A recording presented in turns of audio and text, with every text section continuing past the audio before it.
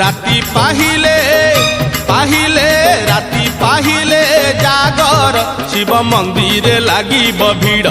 अइलो शिव मंदिर लागिब भीड़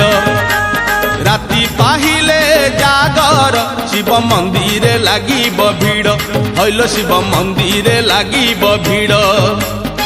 पहिली दर्शन पहिली घर्षण